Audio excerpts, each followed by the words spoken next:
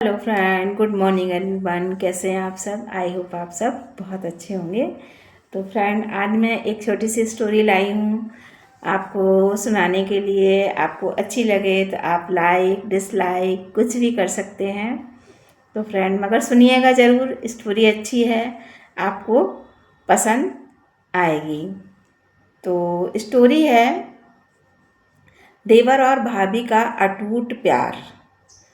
तो जो ये कहानी है ये बहुत सच्ची है और बुंदेलखंड की कहानी है। आपने सुनी भी होगी आला उदल की, जो आला गाते हैं, ये आला उदल की कहानी है। तो ये वही कहानी है, तो मैं आपको वही सुनाती हूँ, देवर भाभी का अटूट प्यार। तो दोनों में बहुत अटूट प्यार था, देवर और भाभी में। तो आला जो थे वो बड़े थे और उदल छोटे थे। तो जब आला अपना काम के लिए जाते थे, कहीं शिकार खेलने या कहीं भी वीरता के लिए लड़ने, तो उदल घर में रहते थे। तो घर में रहते थे तो भाभी उनसे बहुत प्यार करती थी, और वो वैसा वाला गंदा वाला प्यार नहीं करती थी। वो जो है बहुत उनसे बेटे जैसा प्यार करती थी, जैसे एक बेटे को माँ अपने बेटे को प्यार करती है, वो वाला प्यार करती थी। तो जब राजा लौट के आते तो जो उनके जो नौकर चाकर होते वो उनसे शिकायत कर देते, आला से आला से शिकायत कर देते। अब उदल बेचारे क्या करें, शिकायत कर देते, रानी से कहते। तो रानी भी परेशान रहती, कहती नहीं ऐसा कुछ नहीं है। चलती रही कहानी, राजा से शिकायत होती रही और राजा रानी को बोलते रहे। लेकिन एक दिन जो है वो बहुत सर से ऊपर हो गया।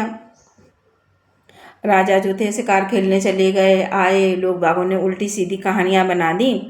तो जब उल्टी सीधी कहानियाँ बना दी तो राजा के भी दिमाग में आया, अरे ये कुछ ना कुछ तो गड़बड़ है। लेकिन राजा ने अपनी आंखों से तो नहीं देखा, लेकिन जब बोले चलो हम आपको अपनी आंखों से भी दिखाते, तो वो अपना बेटे को थपकी दे के, लोरी दे के अपना सुला रही थी गोद में। तो राजा ने देख लिया। अब जब राजा ने देख लिया तो रानी से तो कुछ नहीं बोले राजा, और चले गए। और जब आए तो बोले, जब दूसरे दिन लौट के आए तो बोले आज आप ऐसा करो, आप किसको प्यार करती हो ज़्यादा? तो वो कहने लगी कि मैं तो आपको ही प्यार करती हूँ। बोले नहीं, आप मुझे प्यार नहीं करती हो, आप उदल को बहुत प्यार करती हो। तो रानी बोली नहीं ऐसा नहीं है। तो बोले अगर ऐसा नहीं है तो आप मेरे कहने पे आप उसको जहर दे सकती हो। तो अब वो थोड़ी सकुचाई, तो बोली नहीं, आपकी शर्त तो यही है, अगर आप मुझसे प्यार करती हो तो आपको उदल को जहर देना पड़ेगा। तो बेचारी बोली हाँ ठीक है, मैं दे दूँगी। अब वो जैसे ही उसने खाने की थाली परोसी, अब माँ बेटे को जहर देती है तो रोंगटे भी खड़े होते हैं, और बेचारी रोती जाती है, खाना परस देती है। तो वो आला कहते हैं भाभी माँ आज आप रो क्यों रही हो? बोले कुछ नहीं, आज आप आखिरी बार मेरे हाथ से खाना खा लो, इसके बाद आप खाना कभी नहीं खा पाओगे। बोले भाभी ऐसा क्यों कह रही हो? बोले नहीं, आप खा लो, आखिरी बार खाना खा लो। और वो बेचारी खाना खिलाती जा रही और वो देवर खाना खाता जा रहा, उसे तो पता ही नहीं है कि इसमें जहर मिला है, भाभी माँ ने जहर मिलाया है। तो जो उदल थे उन्होंने अपना खाना खा लिया और खा के वीर गति को प्राप्त हो गए।